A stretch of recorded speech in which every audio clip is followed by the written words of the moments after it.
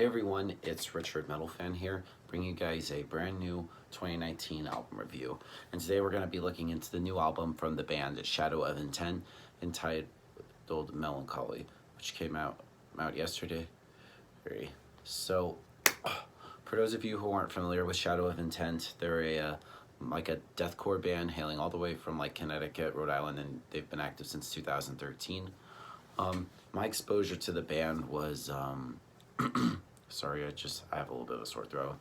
So my exposure to Shadow of Intent was last year, about a year ago, when I saw them on the Chaos and Carnage tour with Carnifex and Oceano, and I was really impressed. They're sort of like deathcore kind of, but they also have a lot of symphonic elements and more melody to their style, which is great. And I was really impressed. I was like, damn, this sounds really different. And it almost has a lot of deathcore styles, but also have a lot more symphonic elements. And I remember first hearing checked out their stuff, starting with their first album, which came out in 2016, Primordial, which I thought was really good. And then a year later, in 2017, they released Reclaimer. And yeah, that was really great, and I still have them. And here we are in 2019 with the release of the band's third album, Melancholy, and damn, this is a step up. They definitely can do no wrong. They have that atmospheric vibes to their sound. They have the deathcore style, but they also have a lot of symphonic parts and just almost orchestrated parts, which just really makes them stand out from all the other deathcore bands. And let's just talk about the production. Damn, Shadow of Intent can do no wrong. And the vocals, Ben Dur's vocals, damn, I don't know how he does it. He just does insane highs and just his lows, growls. And when he does that kind of talky kind of vocals, he almost kind of reminds you a little bit of Shagrath from Dimmu Borgir when he does it. And also some of these songs have almost kind of a little black metal feel to it, which is great. Since I fucking love black metal. Guitar wise, Chris Wiseman's guitars are pretty great. The bass is kind of pretty bit audible on here. You could definitely hear it well. And just the drumming.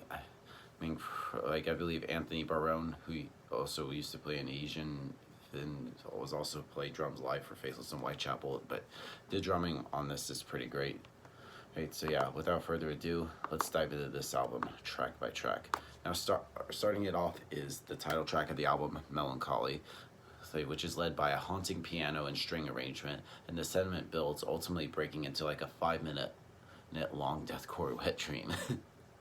And Ben is just quickly to display his shattering vocal capabilities, just jumping straight into action with an anthemic scream, or animalistic scream. It's just, damn, I don't even know how he does it, but one of the best bands going right now.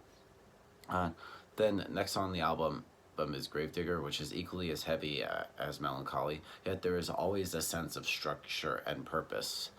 This shock factor isn't the main focus. Instead, the riffs drive the track forward, and the clinical display in the playing is created towards a luring spectacle.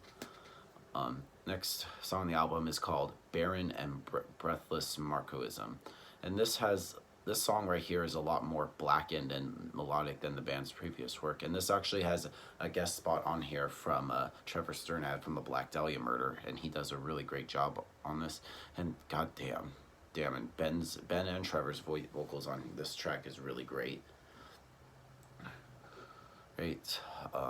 Next song on here is Underneath a Soul Moon, which is actually a re-recording thing.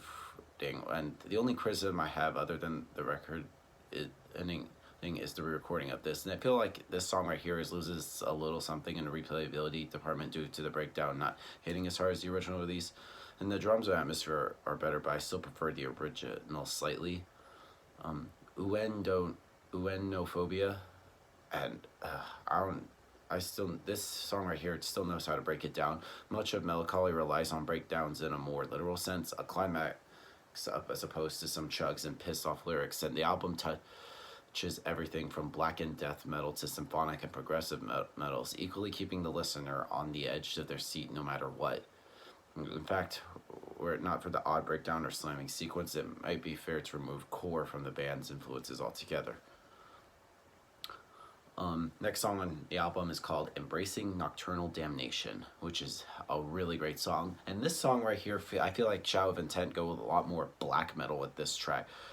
I can definitely see a hints of like Dimmu Borgir a little bit, and especially with like in symphonics, and the way like Ben's vocals on some of the songs, like when he does the kind of vocals, remind me a lot of like Shagrath from Dimmu. This is pretty much where Shadow of Intent go true cold. Can't believe I just said that. But overall, good song. Next song on Dirge of the Void, really great song. I love it. Next song is called Cathodic Odyssey Sea, which demonstrates this nicely before a bone-shattering drop into a frenzy of down-tempo hostility. All this before falling into a soaring solo and ultimately acoustic guitar. And this is, I believe, like deathcore of the future, and Shadow of Intent are rewriting the rules in their quest to build upon that already emphatic sound. Anyway, moving on to the dreaded Mystic Abyss, and if this album hasn't been impressive enough to this point, then the dreaded Mystic Abyss is sure to correct that.